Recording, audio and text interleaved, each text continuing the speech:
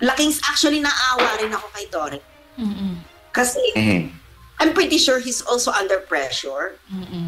Panigurado. He is under orders. Siguro may sabit din dito si Torre, no? Na pag hindi niya nagawa yan. Siya.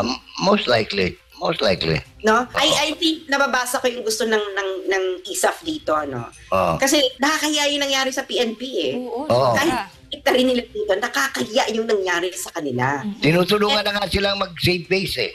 Yes. Sa tingin mo, wala sa AFP si Pastor Quiboloy for past few days? Nagtatanong lang ako What's up mga kababayan, news that matters here. Dito sa video natin ngayon ay ating panonoorin, no? Itong breaking news na nasa Camp Crame na sa Quezon City, si Pastor Apollo Quiboloy, na ginagalingan na naman mga kababayan ang pag-fake news ng mga trolls, no? Na sinasabi nila na nahuli na di umano itong si Pastor Quiboloy ng mga PNP at DLG sa mismong loob ng KOJC compound. Naku naman po, napakalaking kasinungalingan yan mga kababayan sapagkat hindi totoo yun mga kababayan dahil ang katotohanan doon galing sa Kidapawan North Cotabato, no? Itong si Pastor kasamang isang AFP. Tapos nag-travel sila passing through Old Airport, no? Adjacent sa hangar ng KOGC na dinala kagad sa GHQ o headquarter mga kababayan. So ibig sabihin hindi hinahuli, no? Mali yung term na nahuli kundi sumuko talaga mismo ang pastor sa hanay ng AFP. Kung kaya naman grabe talaga itong kasinungalingan ng mga political campaign, no? Ng mga trolls at bayarang media. At ayun na nga no mga kababayan, ngayong sumuko na si Pastor Quiboloy, may papress con di umano ngayong araw itong sina Torre at Abalos, no? Ayan na naman sila, pasikat na naman at sasabihin na huli nila pero kasinungalingan yon mga kababayan. Pero bago ang lahat mga kababayan, huwag niyo po sana kalimutang mag-like at subscribe para updated ka sa mga uploads ko araw-araw. At yun na nga no mga kababayan, iyak malala talaga ngayon ang mga PNP sapagkat hindi na nga nahuli itong si Pastor, magkakaroon pa ng patong-patong na kaso mula sa mga miyembro ng Kingdom of Jesus Christ. Lalo na itong sina Torre, Marbil at Abalos mga kababayan. Na once again mga kababayan, tatakbo di umano itong si Abalos, no? Huwag nyo nang iboto to, iligwak nyo na agad sapagkat wala tayong mapapala sa ganitong tao na ngayon pa lang pulpul na, no? Kung kaya naman hindi ko na patatagalin pa, heto na ang buong video. So, eto no, congratulations sa AFP. At alam mo, yung AFP talaga, yan talaga ang isa sa mga pinagkakatiwalaang institusyon sa Pilipinas. Lalo na sa panahon ngayon. May paninindigan, may tunay na paninindigan ng Armed Forces of the Philippines. So itong pagsuko ni Pastor Quiboloy, malinaw naman to Malinaw naman na si Pastor Quiboloy ay gustong sumuko. Malinaw yan. Kasi gusto niya harapin talaga yung kaso. Gusto niya harapin. Ang condition ni Pastor Quiboloy ay huwag siyang i-extraordinary rendition. Huwag siyang i-turn over sa Amerika. Yun nga po yun, yung extraordinary rendition. Yung kukunin ka and then that's it. Yun lang naman ang ni Pastor Quiboloy Alam mo, nakabuti nga, hindi alam na marami nakabuti nga yung nag-refile sila rito sa Pilipinas because walang rason para i-turn over siya ngayon sa Amerika. Kasi there is a pending case in the Philippines. Exactly. Bawal ngayon kung hindi bawal kasi sa extradition 'yon no. And correct. Wala naman silang pina-file na extradition case. Wala. Kailan pa yung kaso niya, no? 4 years ago. 4 years ago. 4 years ago pa yun. Can you imagine, di ka nag-file ng extradition tapos ngayon nagkakabakbakan na saka ka mag-request na gusto namin. Wala kang extradition case. Yun naman talaga hinihintay ni Pastor Quiboloy noon. Mag-file kayo ng extradition case. Hanapin ko rin, no? Kasi hindi sila nagpa-file. Kaya talagang malansa ito, no?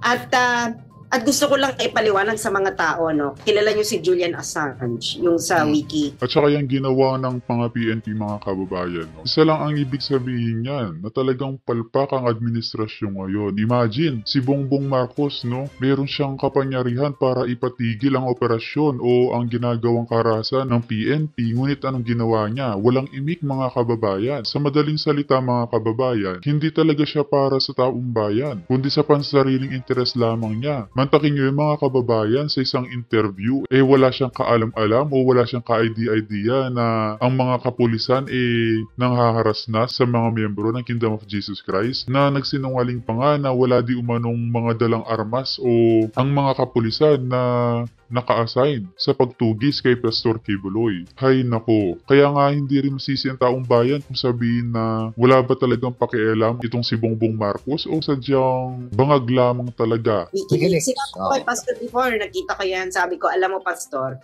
pag ang Amerika gusto niyang manira, pag lalaki ka, ang talagang itatarget sa inyong rape.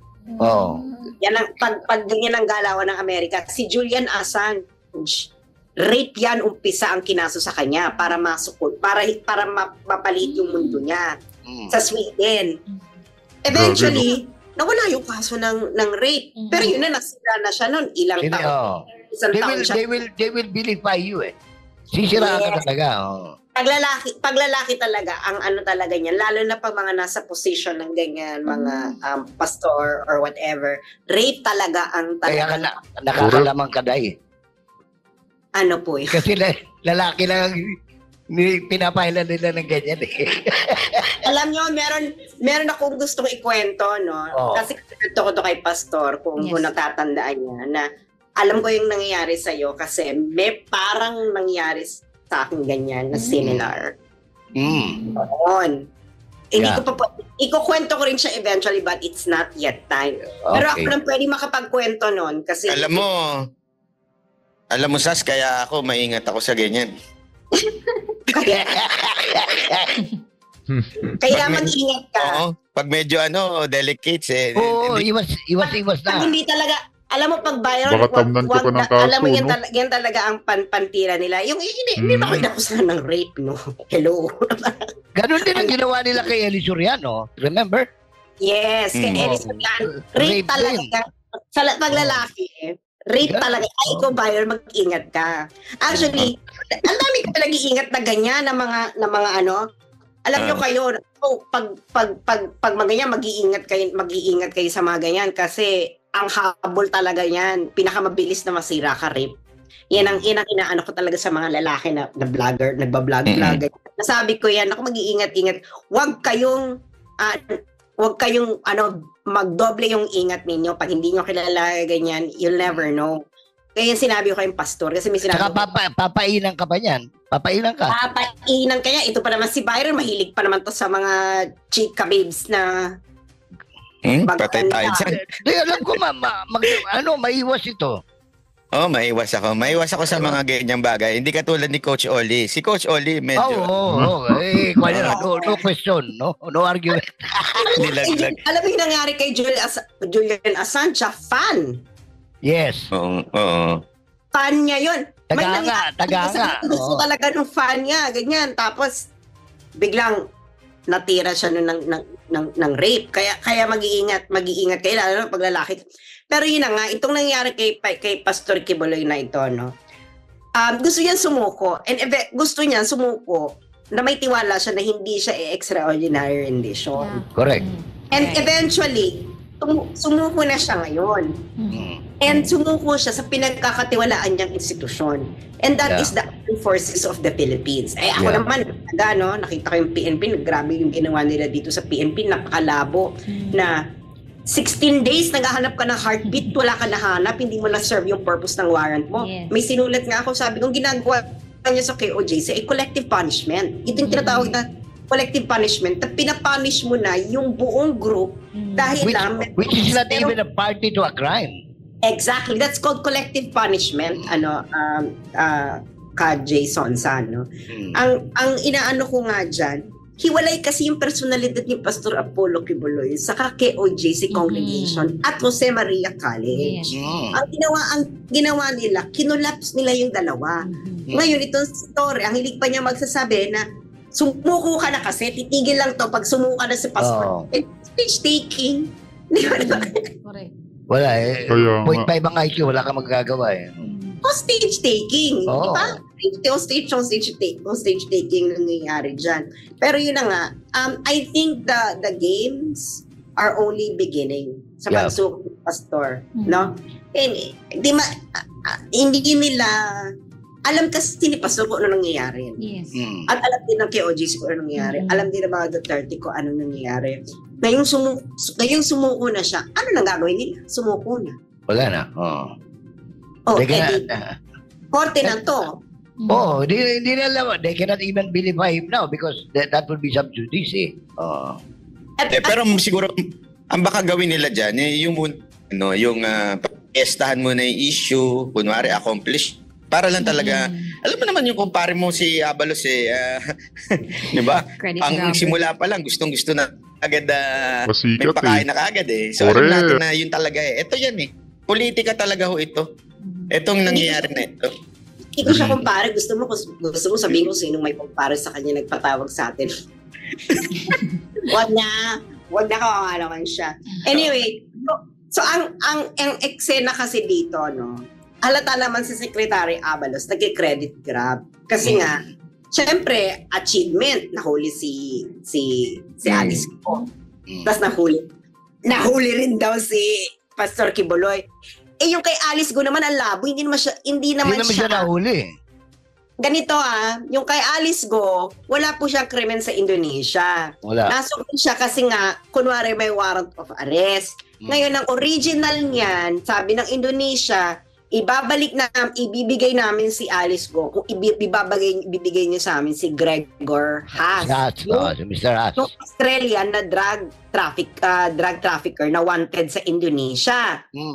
Na member ng Sinaloa Drug Cartel. Yun ang original, yun ang reporting ng ano sa Yun ang tunay na reporting. Ngayon, papaano ngayon itong si Alice, paano nawala yung ganong arrangement? Ikaw ba Indonesia ka? Nag-spend ka ng resources? Papayag ka lang ng ganun-ganun lang. Excuse me. Papayag ka lang ng ganun-ganun? Yes po, Miss Sass and kapartner Jay and Sir Banat Bay. Meron lang tayong bagong news kasi nagkaroon ng press con ang PNP na si Fajardo. Ang sabi po niya sa press con na sa loob daw ng KOJC sumuko o sa loob daw ng KJC compound sumuko si Pastor Apollo. Well, ang alam niyo naman meron tayong mga always remember last sa na lang magsisinungaling pa rin. Alam mo, grabe to si Jean, no? Hindi, ganito ang ano kasi ni Jean Fajardo. Ang ano niyan is yung plane ng AFP, yung pagsasakyan kay Pastor ay nasa compound. Doon sa may hangar. Nasa may hangar malapit. Ito katama sa Ibanat Bay, no? Ang gusto lang dito ay tahimik na lang. Para magkaroon kayo, para you can save face itong PNP. Yan ang basa ko niyan kasi according sa aking mga tao, mga nag-i-inform mula sa loob, and remember sa aking ang video na hukay. Kaya alam. Tama. Ang ganito yan, may convoy. Okay? May convoy papunta ng KOJC. Nandun daw si Pastor.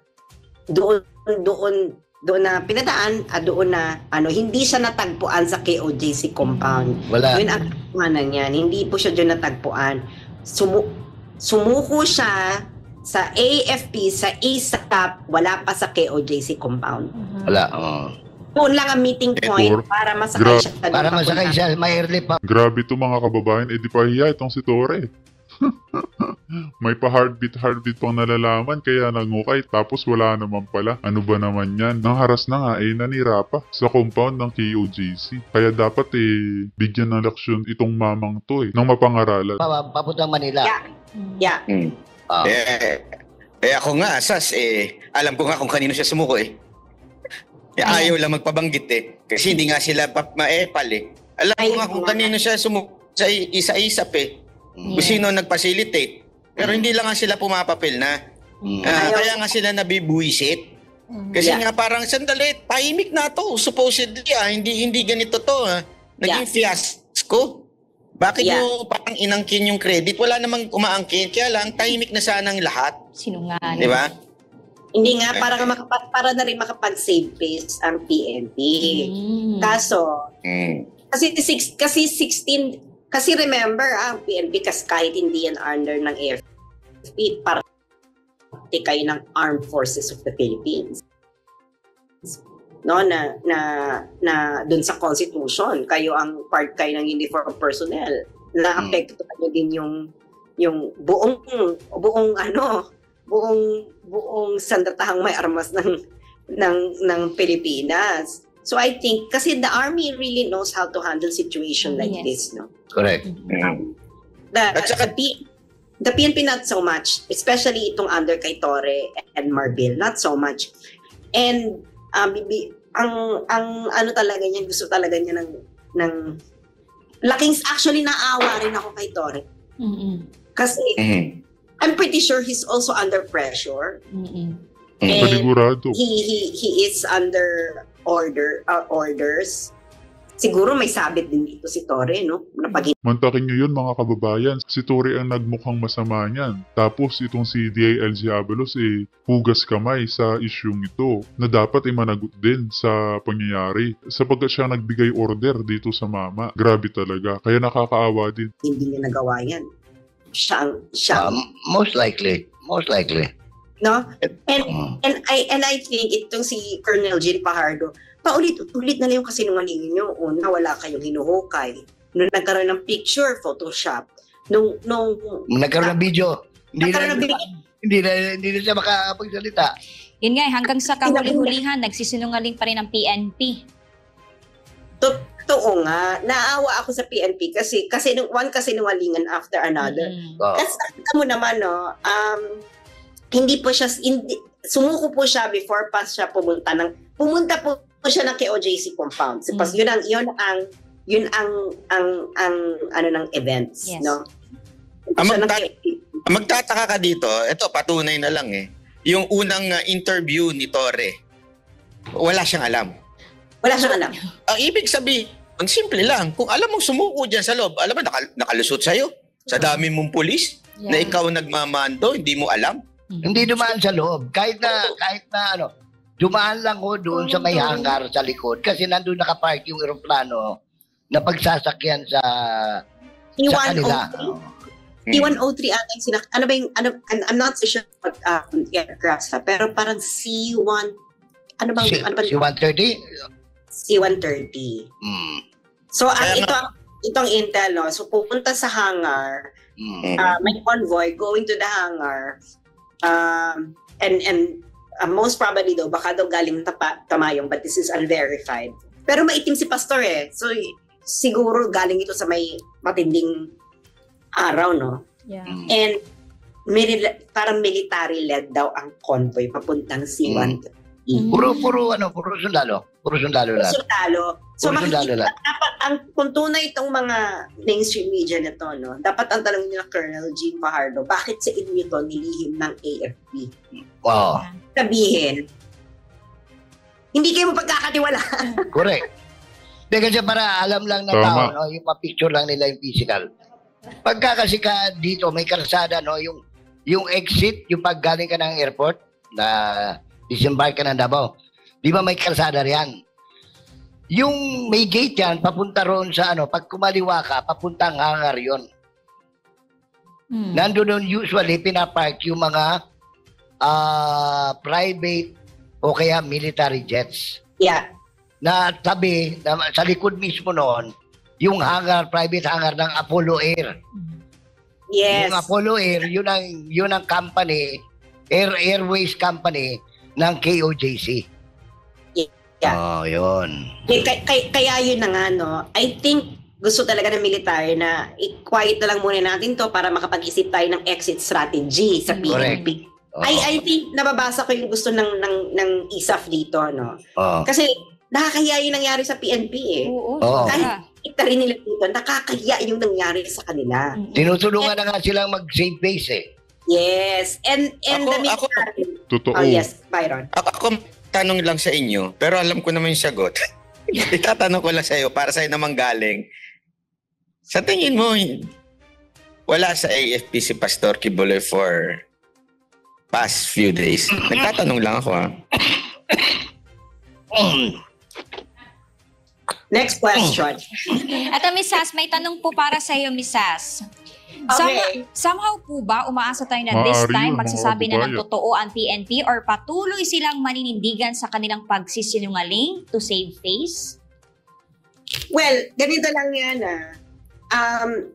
alam mo, Colonel Jean Pardo, parang si Colonel Jean Pardo atang kauna-unahang babaeng spokesperson ng PNP. Correct. Or Mukha. maybe- Mukha.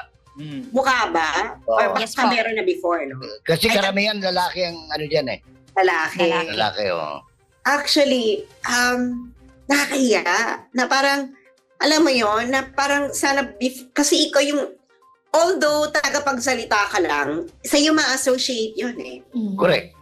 Sa'yo ma-associate Speaker yun pa eh. Na, Correct. tama ba tong parang, halimbawa yung heartbeat, kung nakikita mo ng ganyan, parang sir, parang ang labo. Oo.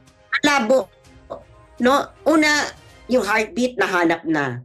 Itong yung si Gretchen ng News 5, sigurado confident siya. Oo. Tukoy na po ang heartbeat. Ito, nakikita nyo, meron pa siyang drawing, meron pa siyang May crocus pa siya. Oo. Sigurado na raw, mas makukuha na raw. Kaya daw yung PNP, si Gretchen Ho po nagsabi nito. Kaya yung yung PNP nakikipag-negotiate sa KOJC, nasabihin na lang kung nasaan yung entrance, otherwise, papasabugin nila yung... Oo, yun pa yung statement. Kaya nga, Yun sabi ni Gretchen Ho. napaka-responsable. Pero ngayon, kita mo, alam mo si General Torrio, yung statement niyang yun, alam mong natamaan siya eh. Oo, Alam mong natamaan ng sobrang Kaya nga. kahiyan eh. Sobra. talaga.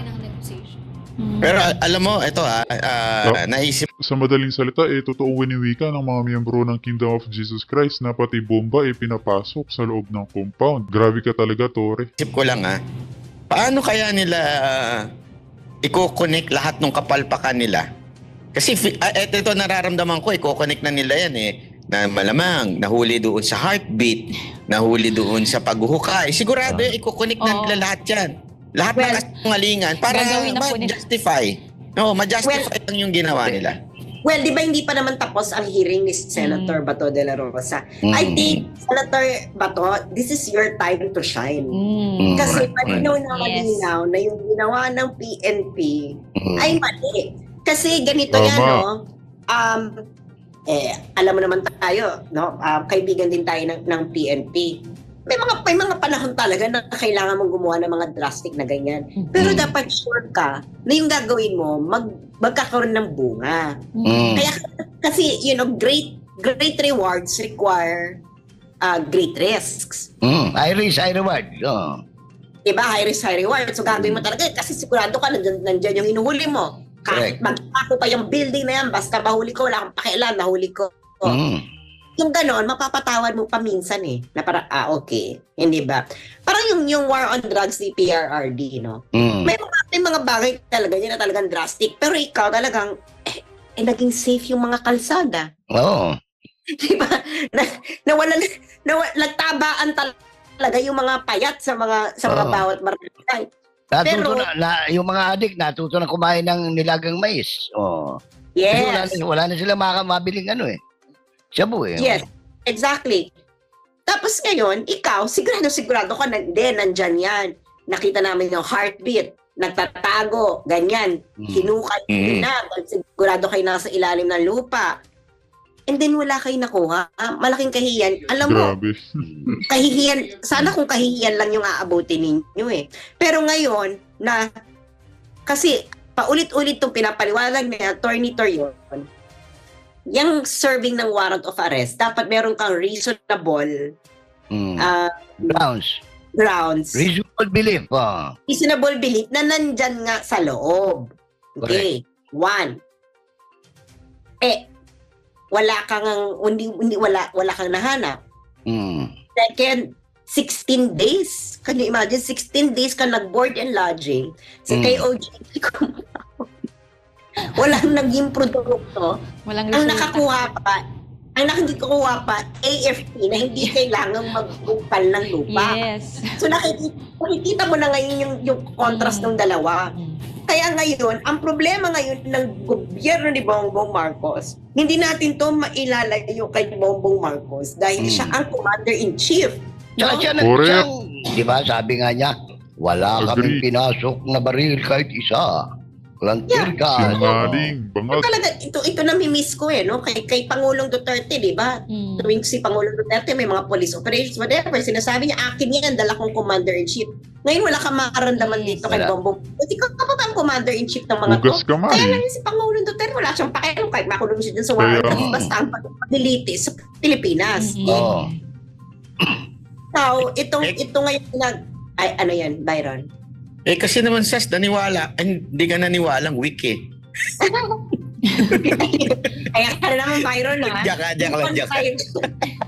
Anyway. Talaga. Okay lang. Mali naman talaga ako. So, okay lang yung hirit. Anyway, ang ano ngayon dyan, hindi natin malalayo kay Bongbong Marcos. Okay? Ang KOJC at ang Jose Maria College, magpa-file yan ng damages. Tort nga lang yan. Tort lang yan. Ang daling patunayan yan, ha? Civil case lang yan. Hindi na lang yan. Ano sa inyo? Civil case lang yan.